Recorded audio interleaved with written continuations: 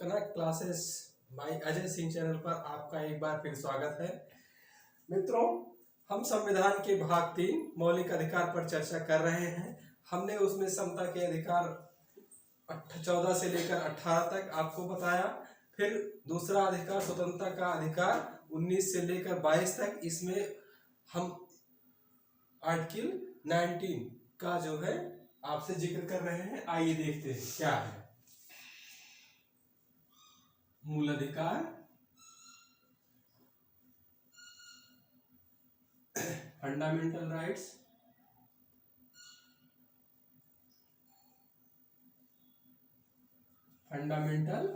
Rights, इस पर मित्रों चर्चा हो रही है। स्वतंत्रता का अधिकार, स्वतंत्रता का अधिकार कहां से कहां तक है मित्रों? ये है 19 से 22 तक।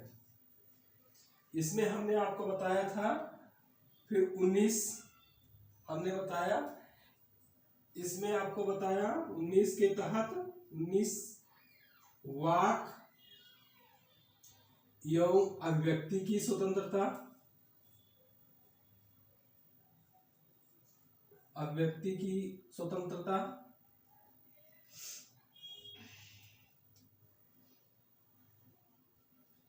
का खा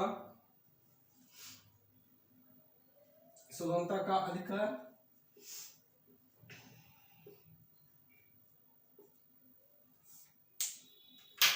दूसरा है मित्रों शांतिपूर्ण एवं निरायुध सम्मेलन का अधिकार गा है संघ बनाने का अधिकार,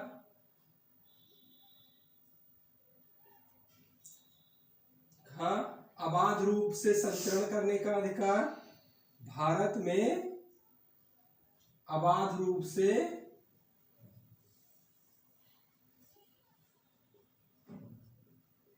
संचरण का अधिकार,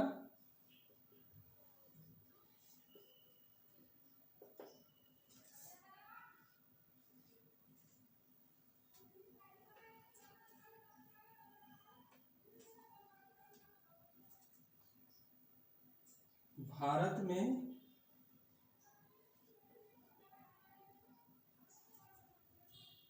निवास करने या बस जाने का, कहीं भी निवास करने या बस जाने का अधिकार।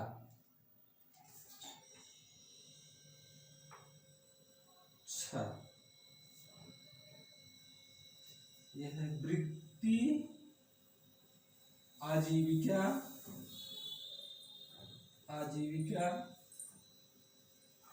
कारोबार एवं व्यवसाय का अधिकार। मित्रों, हमने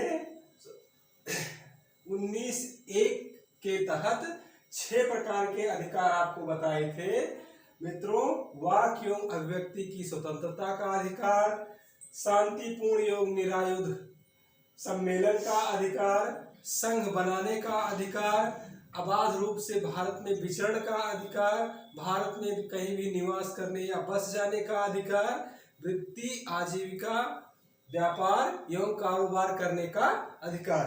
मित्रों, इसी के साथ हमने यह भी बताया था कि इसमें एक आर्टिकल और था 19(1)(4), जो उसको जो है संपत्ति का अधिकार पहले मूल अधिकार था, लेकिन 44वें संविधान संशोधन अधिनियम 1978 के द्वारा उसको जो है विधिक अधिकार बना दिया गया है। ये चीजें आपको बताई जा चुकी हैं। हमने ये बताया था वाक एवं अभिव्यक्ति की स्वतंत्रता का जो अधिकार है, इस पर युक्त युक्त निर्बंधन भी लगाया जा सकता है। ये अधिकार जो है कहाँ कहाँ तक है और कहाँ पर इसकी सीमा समाप्त होती है, ये चीजें भी मित्रों निर्धारित की गई थी। इन बातों की चर्चा हम आपसे कर चुके हैं। ये 19 एक का है, ऐसे देखिएगा, या ABCDEFG ऐसा कर लीजिएगा। ए भी इस हो सकता है ऐसे रहे, ABCDEG।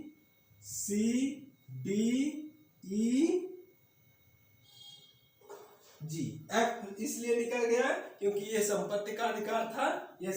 ये जो है संपत्ति का अधिकार मौलिक अधिकार था, विधिक अधिकार बना दिया गया है मित्रों। और 19 एक सबके साथ जुड़ा हुआ है ऐसे ही।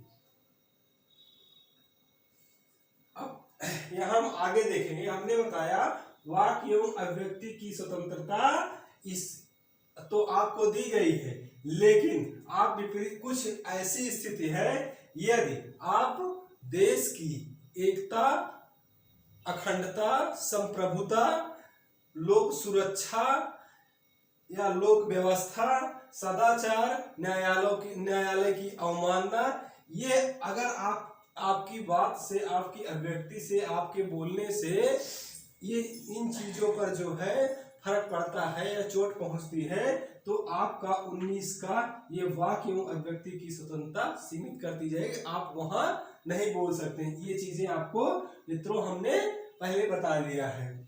तो आज हम देखते हैं शांतिपूर्ण एवं निरायुध सम्मेलन का अधिकार। इसमें एक चीज और आपको हमने बताया था, प्रेस की स्वतंत्रता वाक्य एवं अभिव्यक्ति की स्वतंत्रता में ही शामिल है।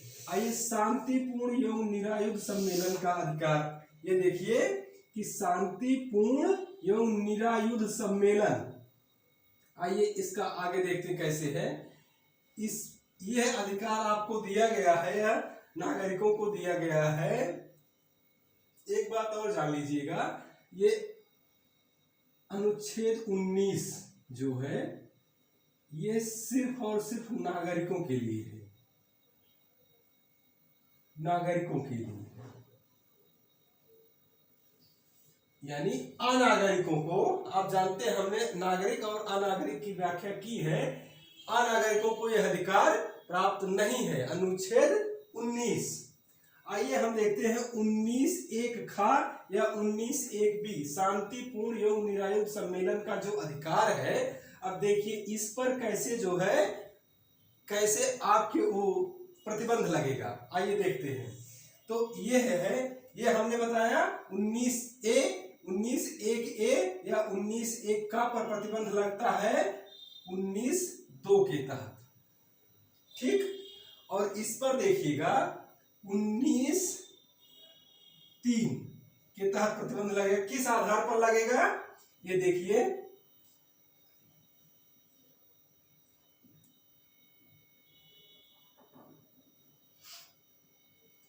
देश की संप्रभुता,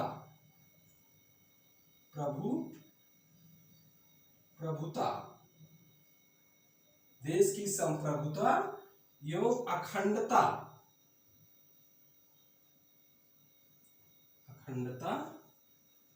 और लोक व्यवस्था,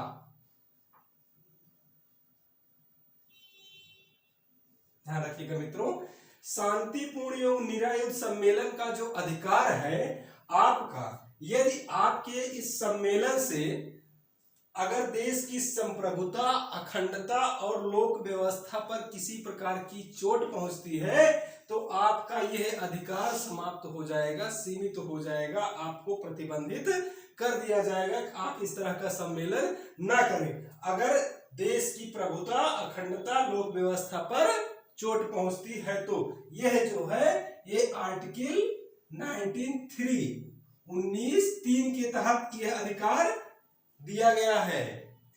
यह देखिए आप इस पर निर्बंधन है, इसको जो है सीमित किया जा रहा है अगर प्रभुता, अखंडता, लोक व्यवस्था पर आप चोट पहुंचाते हैं तो। फिर आइए देखते हैं संघ बनाने का अधिकार। यह जो है आपको आप स्वतंत्र है संघ बनाने के लिए, लेकिन अगर संघ बनाने से आप ये 19(4) 19(4) के तहत, आर्टिकल 19(4) के तहत यदि देश की संप्रभुता, अखंडता, लोक व्यवस्था और सदाचार, ये 4 चीजें यहां देखनी है। देश की प्रभुता, देश की संप्रभुता,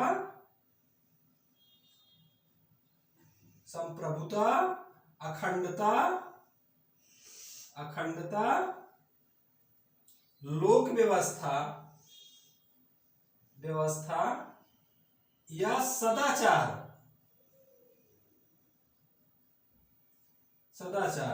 इसमें कोई भी एक संप्रभुता पर चोट पहुंचा रहे हैं, अखंडता पर पहुंचा रहे हैं, लोक व्यवस्था पर पहुंचा रहे हैं, सदाचार पर चोट पहुंच रही है, तो ये संघ बनाने का अधिकार आपका सीमित हो जाएगा। ये 19(4) कहता है। मित्रों ये भी ध्यान रखिएगा।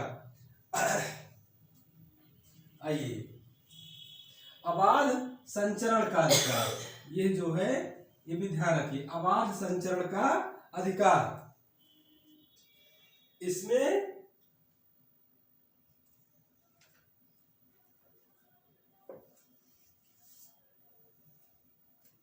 ये 19(1) पर प्रतिबंध कौन लगाएगा? प्रतिबंध लगेगा 19(5) के तहत युक्त निर्बंधन लगेगा। 19(1) पर 19(5) के तहत भी निर्बंधन लगेगा। किस आधार पर लगेगा? यदि सामान्य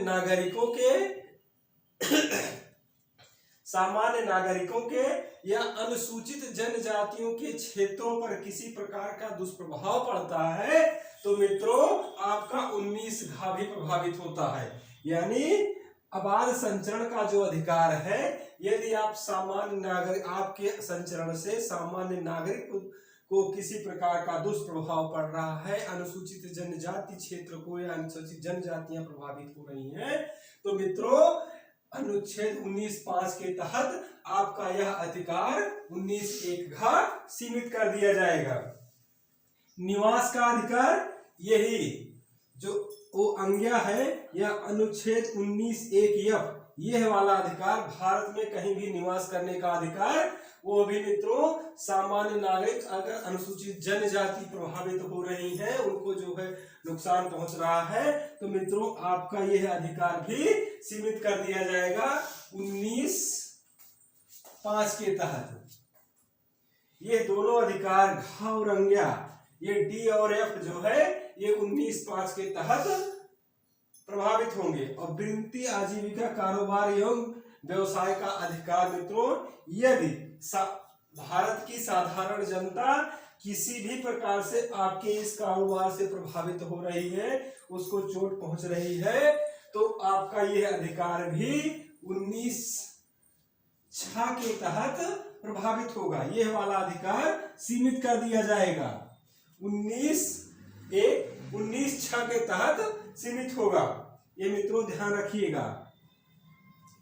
इस वृत्ति, आजीविका, कारोबार एवं व्यवसाय का जो अधिकार है, ये मित्रों इसी के तहत फुटपाथ पर दुकानें लगती हैं। मित्रों ये भी ध्यान रखिएगा। और एक केस में, जैसा कि आप जानते होंगे, हरिद्वार के ऋषिकेश में अंडा नगर पालिका क्षेत्र, महापालिका क्षेत्र में बेचना प्रतिबंधित किया गया है। तो इसका कारण सिर्फ यही है 19(6), जिसके तहत उसको एक धार्मिक नगरी घोषित किया गया है और महानगर पालिका क्षेत्र के अंतर्गत वहां अंडा बेचना, मीट मछली मांस बेचना जो है प्रतिबंधित किया गया है। ये अधिकार आपको 19(6) देता है। मित्रों ये चीजें ध्यान रखिएगा। स्वतंत्रता के अधिकार में अनुच्छेद 19 के तहत इतनी बातें आपको बताई गई। ये अधिकार आपको का, खा, गा, घा, अंग्या और 6 बताए गए। 6 अधिकार हैं, 6 पर किस तरह के प्रतिबंध लगाए गए हैं, ये चीजें आप ध्यान रखिएगा। यहाँ से काफी प्रश्न पूछे गए हैं। मित्रों अब आइए हम चलते हैं आर्टिकल 20 पर। अनुच्छेद 20 क्या है? अनुच्छेद 20 आइए देखते हैं।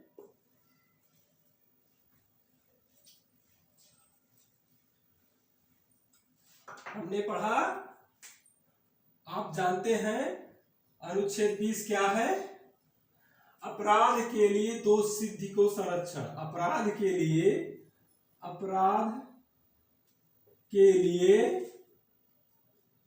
दोष सिद्धि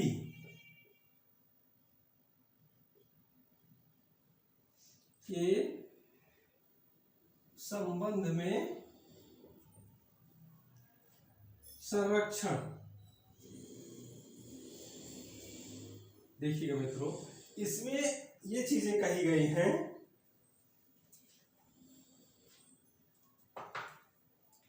अपराध के लिए दोष सिद्धि के संबंध में संरक्षण। अगर कोई व्यक्ति अपराध किया है तो लेकिन दोष साबित नहीं हुआ है, यह दो आरोप उस पर लगा है कि यह अपराधी है, तो उसके संबंध में यह संरक्षण दिया गया है। एक पहली बात इसमें कही गई है, पहली यह है कि अगर कोई व्यक्ति कोई अपराध किया है और उस अपराध के करते समय उस अपराध से संबंधित मौजूदा भविष्य में कोई कानून बनता है, तो पूर्व में किए गए कार्य उसके अपराध को उस अधिकार के तहत, उस कानून के तहत दंडित नहीं किया जा सकता। ये कहता है 20(1) आपका कार्योत्तर संरक्षण का अधिकार। इसको कहते हैं कार्योत्तर संरक्षण का अधिकार,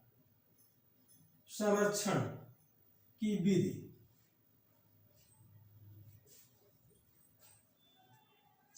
ये आपका इसके तहत बात समझिएगा मित्रों, यह है जैसे कोई व्यक्ति आज कोई अपराध करता है, व्यवस्था में, संविधान में उस अपराध के लिए आज कोई दंड नहीं है, लेकिन 2 साल बाद उसी अपराध के लिए, उसी काम के लिए उसके लिए दंड का प्रावधान किया गया है। तो पीछे किया हुआ व्यक्ति जो काम किया है उसको आज के दंड से दंडित नहीं किया जा सकता। ये बात ये 20(1) कहता है।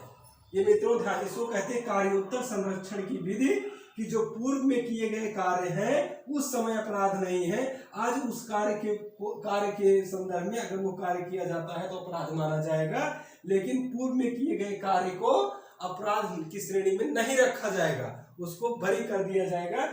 यह जो है आपका 20(1) कहता है। 20(2) क्या कहता है? 20(2) कहता है कि दोहरे दंड से संरक्षण। दोहरे दंड से संरक्षण मतलब एक ही अपराध के लिए किसी व्यक्ति को 2 बार अभियोजित और दंडित नहीं किया जाएगा। ये ध्यान रखिएगा, इसमें अभियोजित और दंडित शब्द दोनों होना चाहिए। अभियोजित, प्रोसिक्यूटेड एंड पनिश, ये दोनों चीजें होनी चाहिए। अगर नहीं है तो वो दोहरा अपराध नहीं माना जाएगा, उसको सजा दी जाएगी। अगर एक अपराध में अभियोजित भी हुआ है, दंडित भी हुआ है, तो उसी अपराध के लिए उसको दोबारा दंड नहीं दिया जाएगा। दोहरे दंड से संरक्षण, दोहरे दंड से संरक्षण ये कहा गया मित्रों।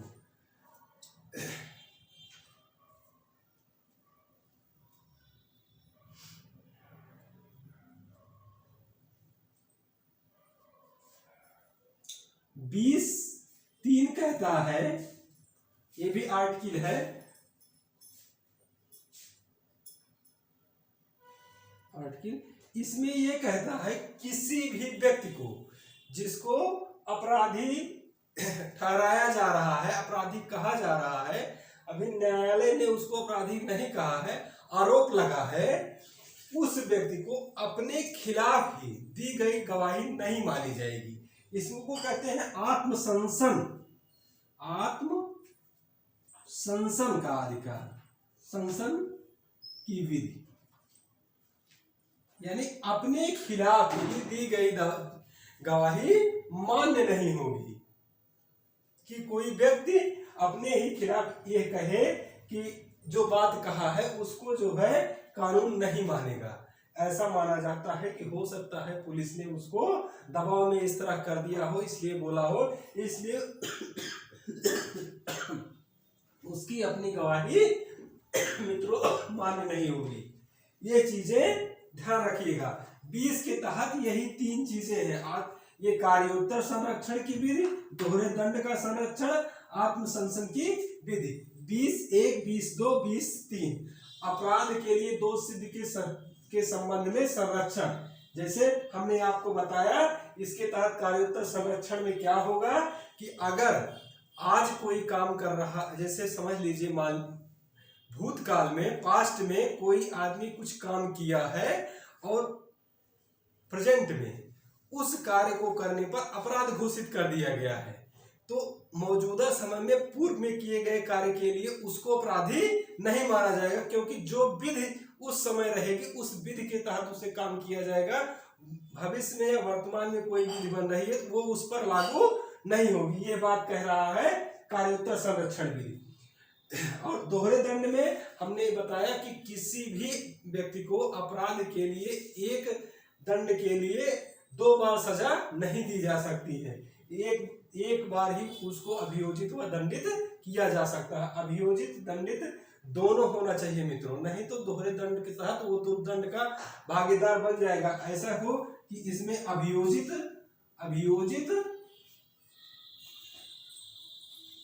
और दंडित दोनों होना चाहिए, दंडित दोनों होना चाहिए, यानी प्रोसिक्यूटेड एंड पनिश्ड, ये दोनों चीजें इसमें होनी चाहिए दोहरे दंड में, तभी जो है मान्य होगा। इसका मतलब यही है, साफ एकदम क्लियर कट, कि एक अपराध के लिए 2 बार दंड किसी को नहीं दिया जा सकता। ये 20(2) कहता है। 20(3) ये कहता है कि किसी भी व्यक्ति को अपने ही खिलाफ दी गई गवाही मान्य नहीं होगी। ये चीजें 20(3) कहता है।